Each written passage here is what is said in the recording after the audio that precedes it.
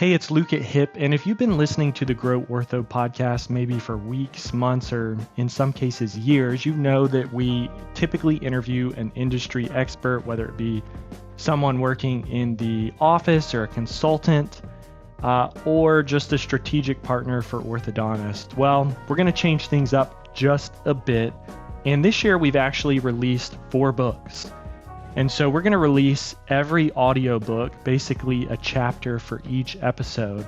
Listen, enjoy, and let us know what you find valuable and implement and what works well in your office. Thanks so much for supporting HIP, and we hope you enjoy all these episodes on the Practice Growth series. Introduction. Why the Scalable Practice? In February 2016, I had my first meeting with Dr. Ben Fishbein. At that time, Fishbein Orthodontics had about 20 team members, 3 locations, 2 were small satellites, and 1 doctor. They produced around $2 million. Long story short, we began working together soon after. Initially, they brought us in to deliver some photos and videos, and we ran an Invisalign campaign. We began to earn their trust and became their digital marketing partners. Essentially, we started to oversee and deliver their digital ads, Facebook, Instagram, Google, SEO, and reputation management. We began to hone in on the process of tracking leads moving through the patient journey and starting treatment. With Fishbein, I will be honest, it was fairly easy. We were spoiled. They had their processes down. They tracked everything. They had an amazing mindset and a bulletproof scheduling process. We instantly knew it was working. As we continued to work and meet with them to discuss strategies, I quickly noticed that Dr. Fishbein wasn't the one managing everything and calling all the shots. He had empowered a leadership team early on. The 2 main people I started reporting to at the time were Amanda Floyd, COO, and Eliza Ray, Director of Marketing. Dr. Ben trusted his team to own their roles and be accountable for their projects, tasks, successes, and failures. Because of that, the business began to grow like wildfire. There are 4 main components of any business. 1. Marketing. 2. Sales. 3. Operations. 4. Finance. It appeared that Dr. Fishbein knew this very early in the game and made a strategic plan for each of them that would ultimately remove him from having to spend a lot of time, and in most cases, 0 time, in each quadrant of the business. He was now free to see a lot of patients and figure out how to do it efficiently. If you are business savvy, you probably think, Luke, this is obvious. The owner and visionary can't do it all. Think of Apple, Starbucks, or any successful company for that matter. Each has an amazing team in place to facilitate growth. However, we typically only hear about the growers. When was the last time a failing small business was in the spotlight? Yet 20% of new businesses fail in the first 2 years, 45% in the first 5 years, and 65% in the first 10 years. There is just as much, if not more, to learn from the failing businesses as there is from the growing businesses. I will go ahead and say it. Orthodontists typically aren't super business savvy. I do not mean this as an insult. They were not trained to run a business. Yet here you are, reading this book, educating yourself, and hopefully being able to get at least 1% better, though I hope it is much more than that, and moving forward to new heights. My mission in starting HIP and choosing to be the best we can be is to help orthodontists make the best decisions with their time, money, marketing, and health. I added health about 2 years ago, as it became a huge part of my life due to a journey I had to go through myself. We often hear, it's easier said than done. That's because we love our comfort zones. As much as we hate to admit it, most humans don't like change. We are creatures of habit. If you are aware of this, you can fight it. You can change quickly. The mind is amazing, and God gave us the ability to do the unimaginable. Who would have thought the fastest growing orthodontist would be in Pensacola, Florida? It's a small Navy town with a super chill beach vibe. But it happened. This book is designed to break down the key business role inside the practice and show you how to turn your practice into a rocket ship. Suppose this isn't what you want, and you want to keep your team small. Stay under $3 million in production.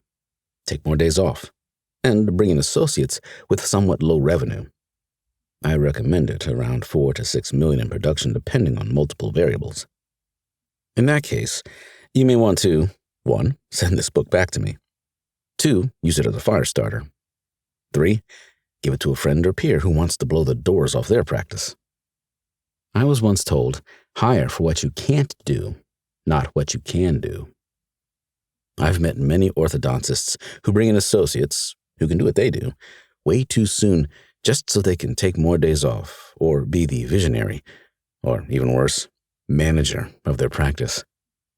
Then they say, but I am not taking home enough and we can't grow. I am not knocking being a visionary. I will break this down in the first chapter. My point is that, in some cases, it's an excuse to check out and not be stressed or worried about the responsibility of seeing more patients. Instead, they should be hiring business people to handle anything and everything outside of the clinic and treating patients. Once that is in place and you are experiencing rapid growth, then look to bring in associates. This will maintain healthy margins and allow you to take home a more than fair owner's salary and distribution. In addition, you'll be able to pay competitive salaries and bonus positions better than 99% of other practices. If this is what you want, keep reading. Make a plan with a timeline to implement, set your goals, and reach out to me with any questions. I'm here to help with no strings attached. Onward and upward. Luke Infinger, co-founder and CEO at HIP. Chapter 1. Becoming the Visionary. Becoming an orthodontist is a big deal. It's expensive, an exceptional amount of work, and few people can do it. It's also very lucrative. Opening a practice or working in another office can make you more money than most people can ever dream of making. For all your hard work, it's truly a blessing, but it can also be a trap that I have seen many doctors fall into.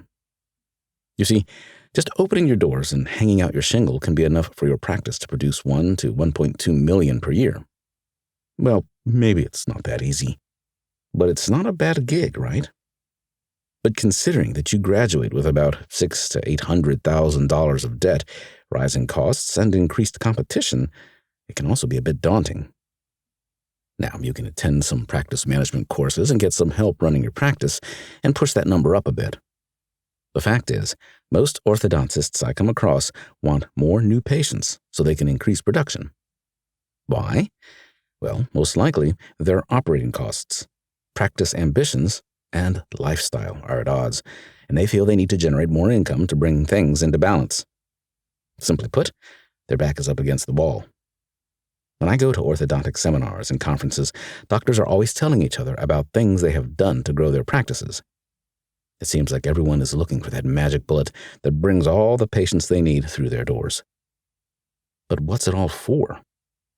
I've talked to hundreds of orthodontists, visited their practices, and worked with many of them. Across the board, the most common thing I hear is, "Luke, we just need more patients." That's fine, and I can help them get those patients. Still, they always discover that there is much more involved in increasing production than simply hiring a marketing company, opening a new location, or advertising low fees. Just because another doctor at a seminar did that one thing and doubled their practice does not mean that you can do the same thing and expect a similar result.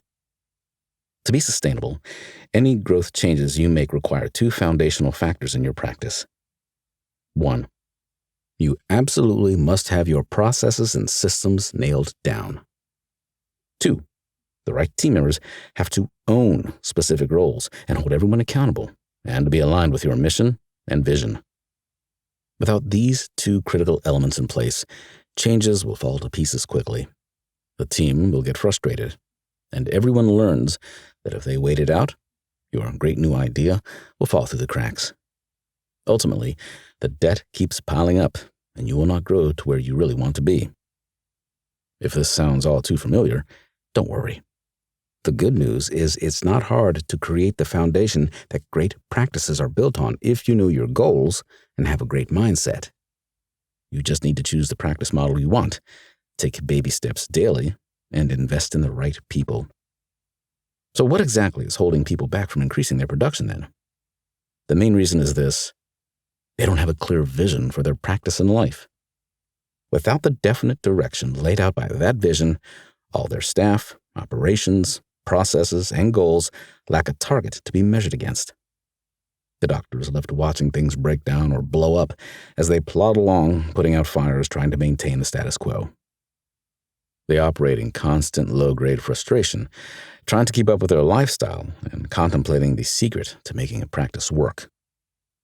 If you have read books number 1 and number 2 of our Orthodontic Practice Growth series, you will have discovered many practical ideas, procedures, and scripts that will help you get more new patients and increase production. We showed you how the fastest-growing practices in the nation train their front desks and scheduling teams to turn more leads into prospective patients. We looked inside some of their offices to see how their treatment coordinators sell their services to prospective patients and turn over 80% of them into happy and satisfied same-day starts. If you and your team have studied those 2 books, you have all the tips, tricks, strategies, processes, and procedures to make it happen. It's simply a matter of implementation. Your operations must be top-notch, and the patient experience has to be second to none. Are you and your team committed to doing what it takes by training, practicing, and role-playing to get your operations online and humming like the top 1% orthodontic offices? Are you cut out for scalable growth? If you have started paying more attention to the things that you would like to change or upgrade in your office, and you are serious about getting your whole team on board, you may be ready to take the leap and join the peak performers in your profession. You've seen their active social media accounts, thoughtfully designed websites, perfectly curated offices, and wonderfully creative staff delivering exceptional service. You can find them everywhere in their community, doing outreach, providing sponsorships, and running compelling ads. Their multiple locations pop up throughout the state, and all seem to thrive.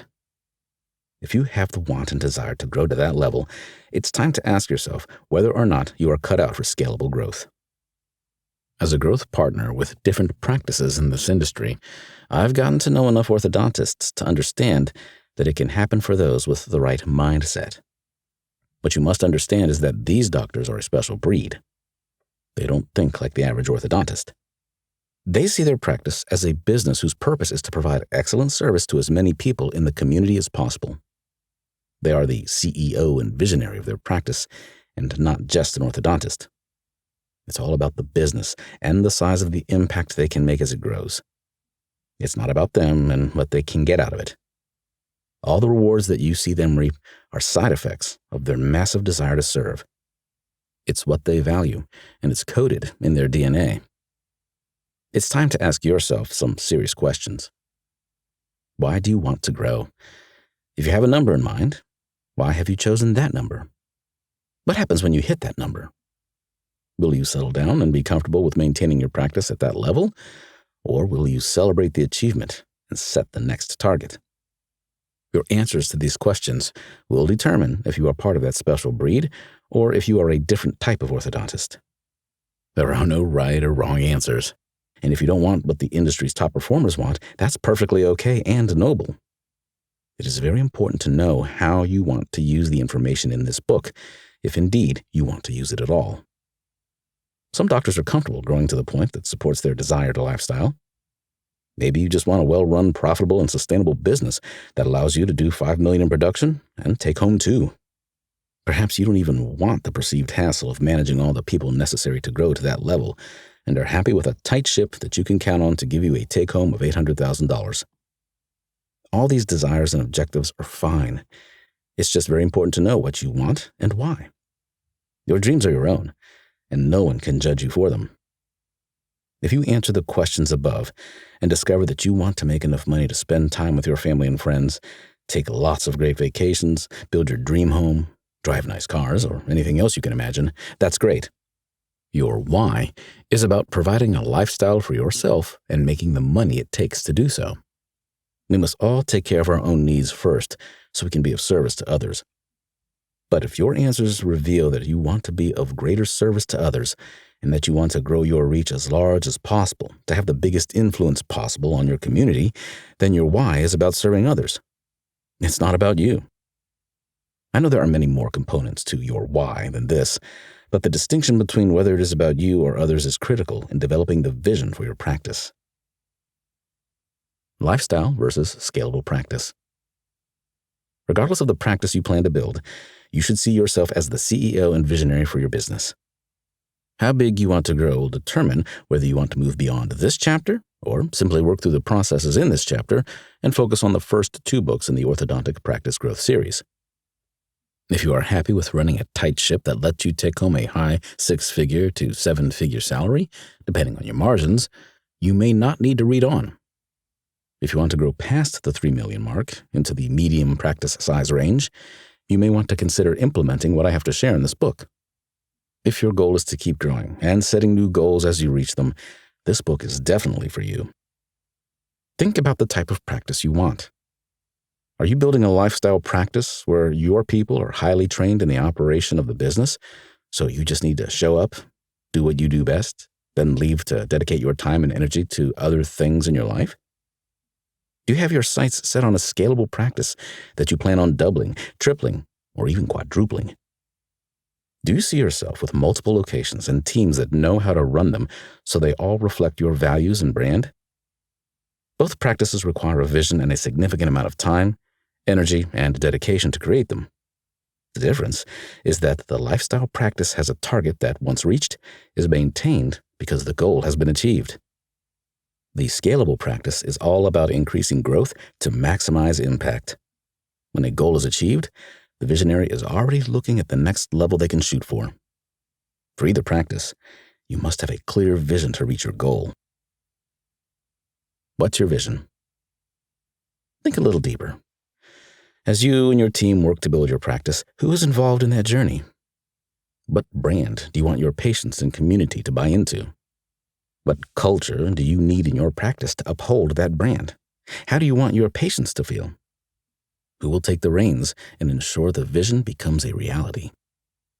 If your answer to the last question is me, I urge you to think about where your time is best spent. An orthodontist is making the most money when they are chairside seeing patients. Executing the vision is a full-time job and must be given to someone qualified to do it. You certainly did not spend 10+ years studying to be in management, but some people did go to school for this and have the experience to put the systems in place to make the vision come to life. As you answer those questions, what words or phrases come to mind? When you think about your practice, how would you describe it? If you had your ideal practice, what would the Google reviews say? How would your patients talk about your practice to their friends? This is a great way to discover the words or phrases for your core values. Your core values bring your vision to life. Your core values define your culture and who you are as a person. Everything you do in your business must revolve around those core values. It's showcased in all your employee processes, including hiring, firing, reviews, and recognition. They are the consistent messaging in every team meeting, every patient interaction, and every procedure that takes place within your office. Without them, your practice would lack meaning, significance, heart, and clarity. Without them, there's no way to grow. Dr. Farina, CEO of Farina Orthodontics, has his core values in his entryway for his team and patients to see every time they come into the office. This vibrant and colorful display takes up a huge chunk of the wall, outlining the true values he believes make up the entire existence of his practice. 1. Deliver wow through service and smiles. 2. Promising high energy and high fives. 3. Creating an environment where we think big, have fun, and do good. 4. Fostering a culture of warmth and belonging where everyone is welcome. 5. Make it simple. Get it done. 6. Be present, clear, and humble. 7. One team, one family, one vision. 8. Encourage and embrace change. 9. Choosing passion and commitment over convenience. 10. It's up to me to make it be. Dr. Farina's decision to broadcast his core values in a bold and well-designed way on his wall is a strategic one. He knows the only way to make his vision come to life is by sharing his core values with his team and patients. If you don't tell people what your core values are, how will you attract like-minded people who want to promote the same values? If your people don't buy into those values, they are doing your practice a disservice. Dr. Farina cultivated a team that stands behind every single core value listed above. Over the last 3 years, we've seen him double his practice and continue to make great strides with his team toward his next goal. Take the time to develop a list of core values and share them with your team. They may have differing views on them initially, but I encourage you to work with your team to form what you believe to be the backbone and heart of your practice. Code your biggest values in your DNA.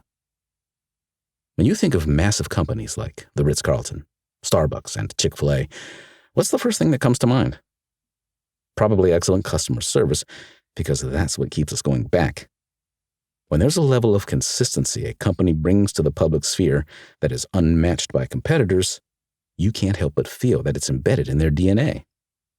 That level of attention and consistency did not happen by accident. That is because their CEO had a vision from the get-go and made it happen from day one. You cannot be the only person who makes up your company's DNA. It must be shared by 100% of your company. It's the one thing that makes you different from your competitors. When you decide what your DNA is, the rest of your core values align to support it. Your DNA is the bedrock of your success. Everything else is built upon it. Effective communication and excellent service. Those two factors make up the DNA of my company, HIP. It's what I put out to the world and what I want them to think of when they think about the services my company provides. And if you're doing it the right way, you should be hearing it, whether that's verbally by your patients or written in reviews. I went through the Google reviews on HIP's website to see if that messaging is reflected in our customer responses. Impossibly responsive. Live on their phones and laptops. Can call anytime if I need anything. They made the transition painless. Luke and his team go out of their way to give value and quality of service. Super professional and prompt. Extremely responsive. The vision, core values, and DNA of your practice should be so well defined and reflected in your processes that your patients start to state it back to you. This is the standard that you want to have your vision crafted to. If you accomplish this and your whole team buys in and reflects it in every patient interaction, it will come to be. Developing your growth plan from your core values to your future goals. With the right mindset to get you there, you can achieve all the goals you set for yourself and your practice. But like all things in life, it won't come to you overnight. There is a significant amount of reflecting, planning, organizing, and executing that will have to take place to get you there. Not just by you, but by your entire team. Everyone involved in this process has to get on board for your vision to come to life. And that process can be quite daunting and scary, and it's hard to know where to start.